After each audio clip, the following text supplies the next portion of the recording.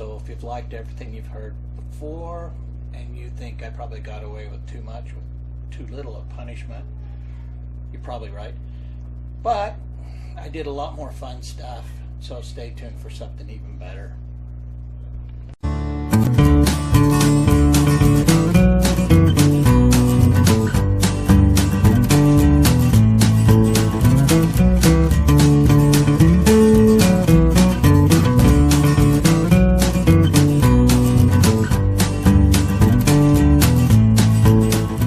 So tell me a little bit about the monsters.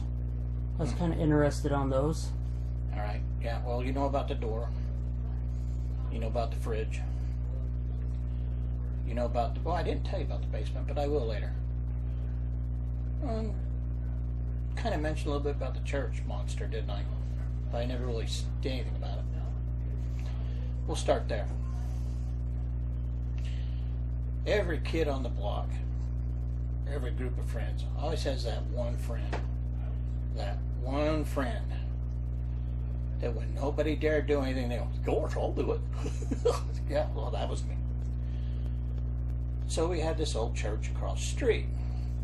Well, back in those days, that church was being heated with coal. Now, the coal would come in, they put it in the building, they burn it. Then the what was left over, we called the clinkers, were piled up behind the church. A little area there that was kind of like no man's land. Nothing grew there because of all the clinker and coal and whatever. Well, there was this stairway that went down beside the building, kind of like the war we had with the neighbors. You know, it's not good. But this one went down to the center of the earth. It was deep, it was dark, and it was terrifying. So as kids, we would all go over there and we would try to get the resident monster. No, yeah, there was a resident monster. We all knew because someone's friends, brothers, sisters, uncles, brothers, Charlie, whatever, seen it. And you can't really say against that. That's like watching the news. It's the truth. There is a monster downstairs in that deep, dark abyss. Well, we didn't want to mess with that monster, but we wanted to see it. So we would, there's this railing went around it. And then it went down, down, down, down, down, dark. But there was obviously a door, you can kind of see it in the dark. So we'd throw rocks at it, kind of like knocking from a distance to see if the monster would answer the door. Well, you know, gotta see it. Well, you know, we got a little tired of that, and we sat around, we were talking about, so, you know what, somebody needs to go down there. Not me. Go me? Nobody wanted to go down there. I'll do it. You'll do it. Yeah. What are you going to do? Well, I'll go down and knock. Then I'll run up as fast as I can. All right. Go ahead. So I did. So I got up on the top stair. And I very carefully made each step. Monsters can hear when you're scared. They can smell it. They can feel it. And I sweat down here, so they can smell the sweat. But they can also tell in your footsteps when you're scared. So I was very careful. That plus there was a bunch of sticks and stuff, and I didn't want to break one and alert the monster too soon. My friends were up there looking. I looked up at them. They looked down at me. And they were thinking, what a dummy. No, there was real fear in their faces because they knew they were going to see a kid get eaten. So I crept down. Went down. Lower, lower. Pretty soon, there was no more sound. It was darkness. No, not quite. There was still light above. I could see the door just below. And I knew I was in for something. Because the sound, there was no sound down there. I mean, the birds from the outside, the cars going up and down the street, total silence. I got down to the platform by the door, and I knocked and ran up. I did every step perfectly. When I got up there, we were looking. No monster. No monster. You did it wrong. What do you mean? I knocked. Next time you need to knock, But I'll tell you what, the door opens this way. Put your hand out so that the monster comes in. You can stop it, and then we'll come and get you and pull you out before he kills you.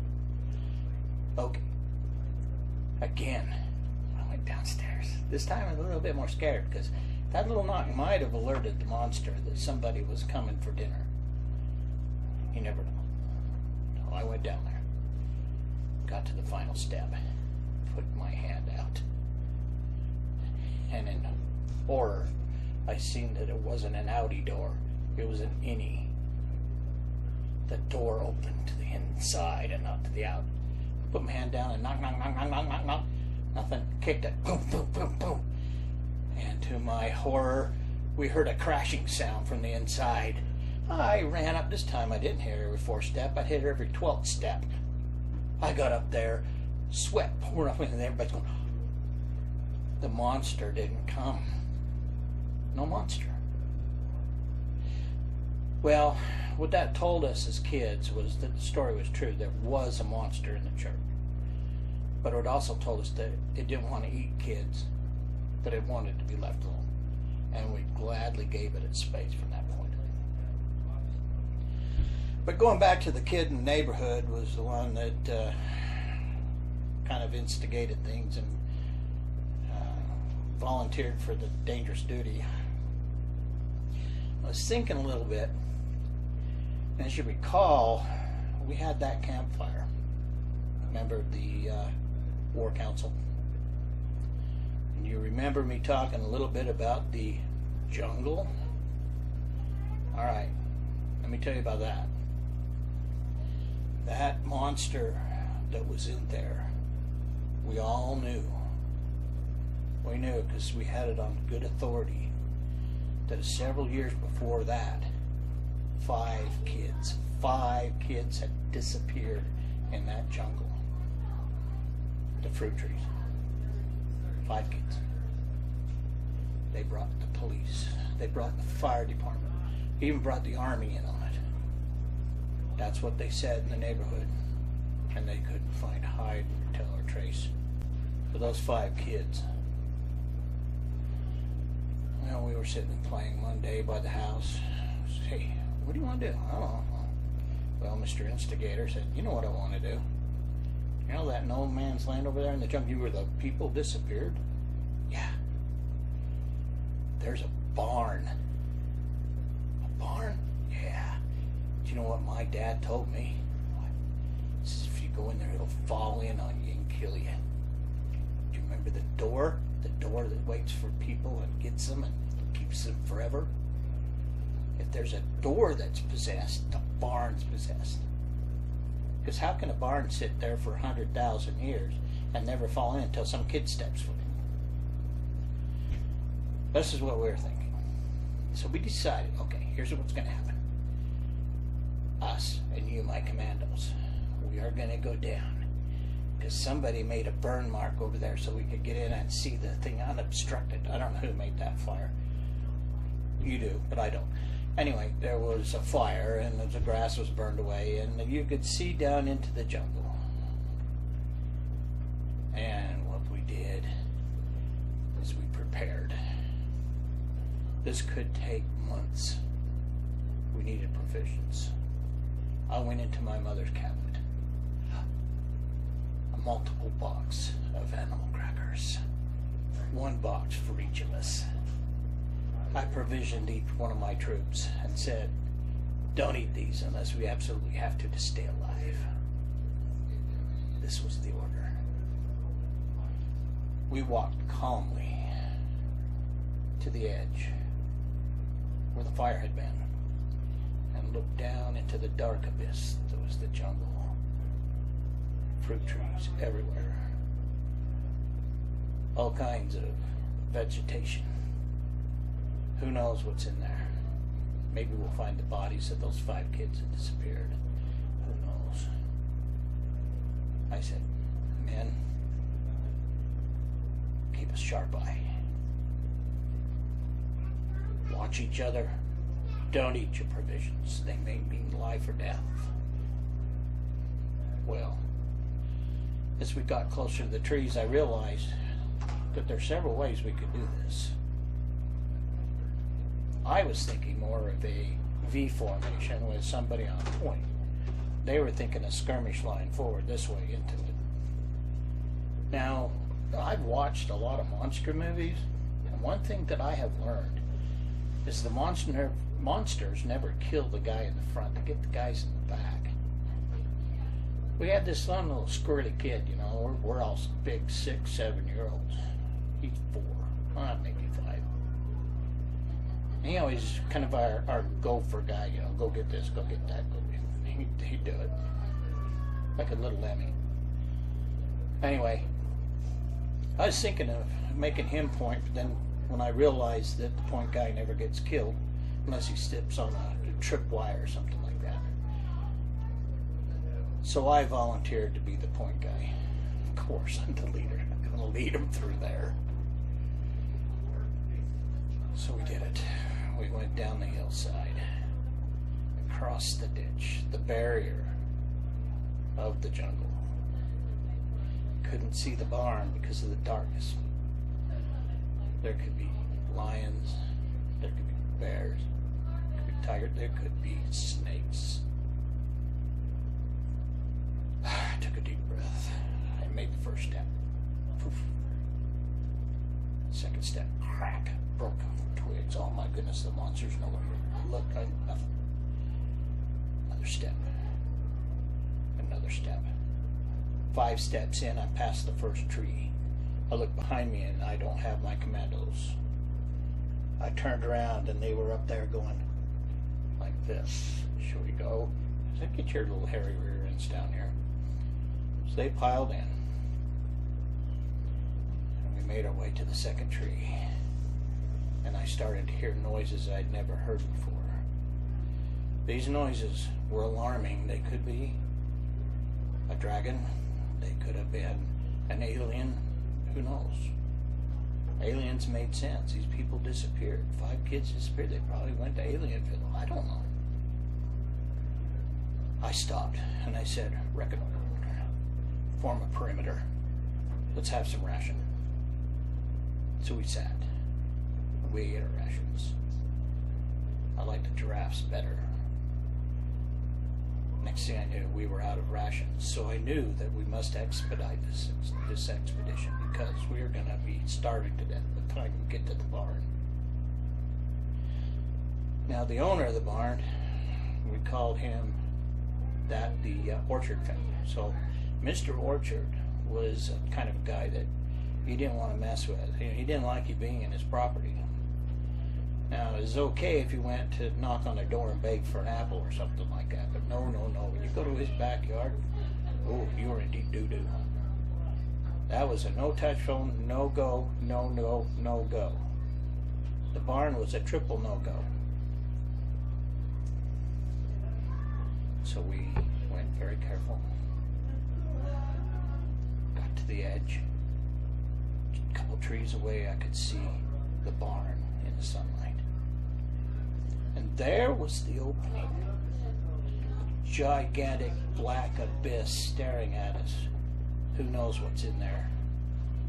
Bodies? Aliens? Who knows? Maybe a treasure. Indiana Jones. Ha! I was an adventurer before anyone thought him up. We come to the end of the tree line. There was a road. Kind of a path. Could have been a road between us and the barn. There I stopped. I was alright. I was point guy through this there. Now, you go check out the barn. I can check it out. Okay, you go check it out. No, hey, I'm the leader. You go check it out. No, you go check it out. It's your idea. Okay, I'll do it. So I made my way to the barn. The closer I got, the more light I could see. The more I could see, the more intrigued I was. I went into the barn, just to the edge, and peered through. Then I peered through again. I went, hey, this is kind of cool. There's stuff here. I don't know what it is. I'm not supposed to touch it, so I'm going to touch this. Isn't that cool? I touched this, I'm going to touch this. That's when it happened. Oh yeah, it happened. A chorus of angels. Because what happened? There's a big thing up there, a board going across, and had a crack in it, and the sun was shining through, and the ray went across to the corner, and it showed something red. The chorus of angels singing, and that light from above showing to this red thing said, this is why the powers that be sent you here, was to find this. Again, Indiana Jones. He had nothing on me. I went over to that thing and I thought, wow, this is neat. I touched it. It was metal. Ooh, it was red. Dirty, but it was red. Ooh, it's got tires. They're flat, but it's got tires. Dusted off. It's got a seat. I could sit on this and I could coast. But wait, it's got a motor. I could ride this around. My Lammy's dead, but I could replace it with this. My sister couldn't kill this. All of a sudden I heard it. Kapoof! Car door.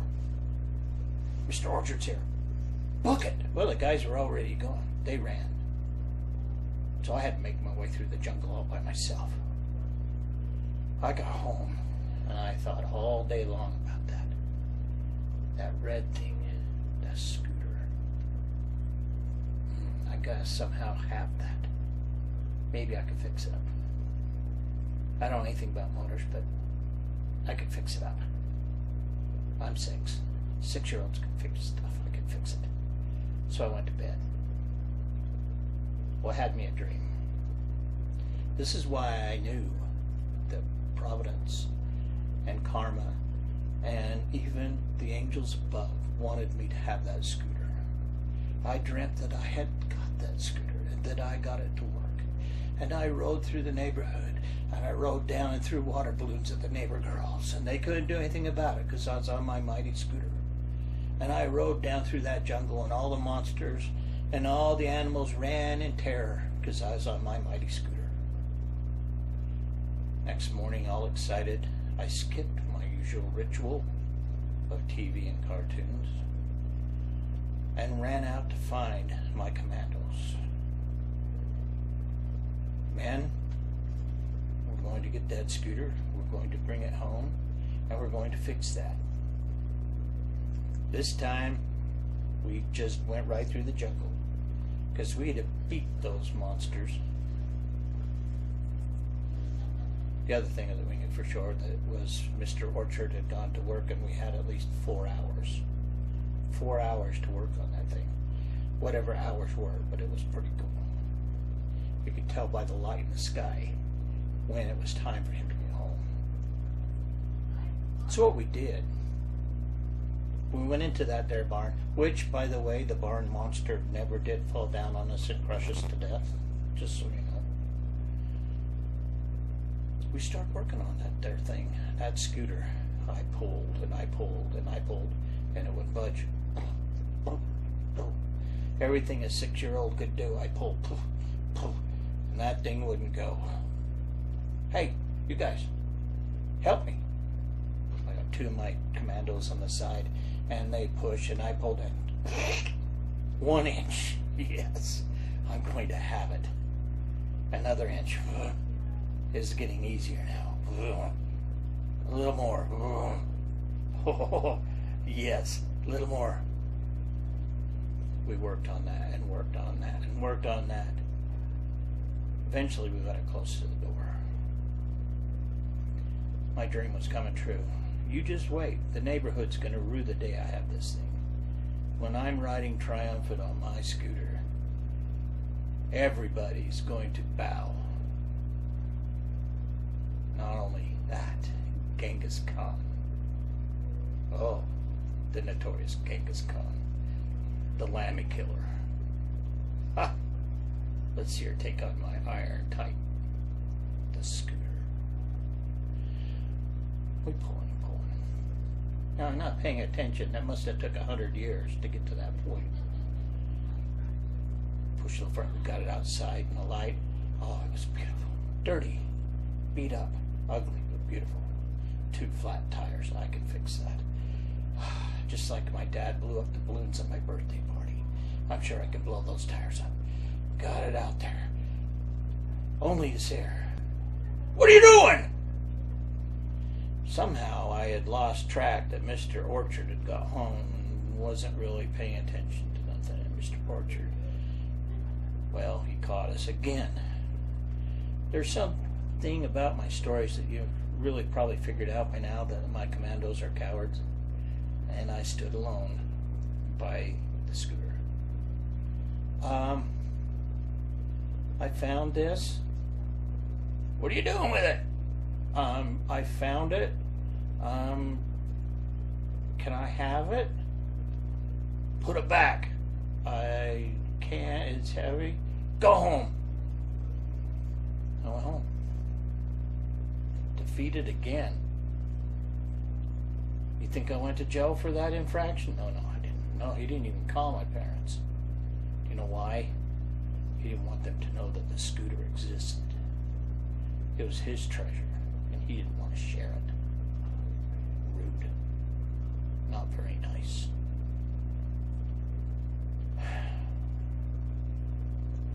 A couple days later, I braved the jungle myself to visit my scooter, and did often. I would take it flowers and dandelions and all kinds of things and lay homage to it. I never got my scooter. It never came to be. But it's probably all the better, because later on, better things came, better things happened. Want to know what they are? Watch my next episode.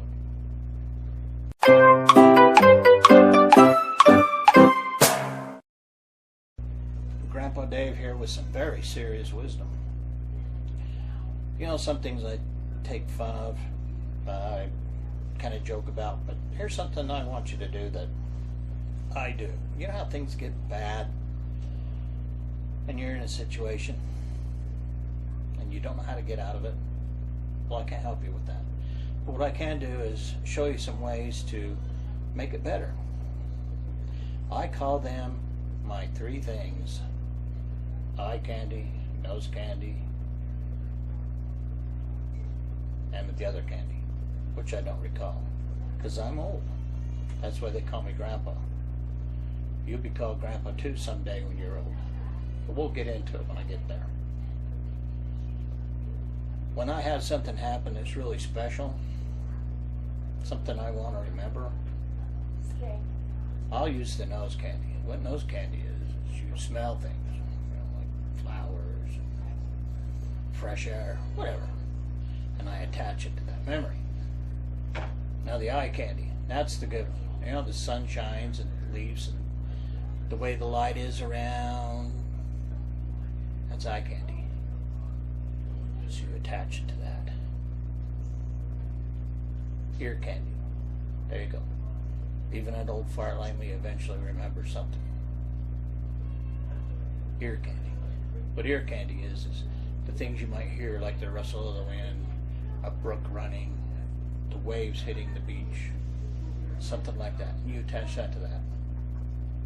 And when things go bad, the world's about to step on you, there's a certain light that shows, that reminds you of something good. That's the eye candy. You smell a certain flower before you're about to be stomped on. That's the nose candy. You get the gist. But here's the thing. I've used it often in my life, and I found that bad times can actually become good times. Oh yeah, IRS audit, little eye candy, and it goes well. One note though of caution: when a monster's eating you or you're being kidnapped by aliens, it doesn't apply. Thank you again.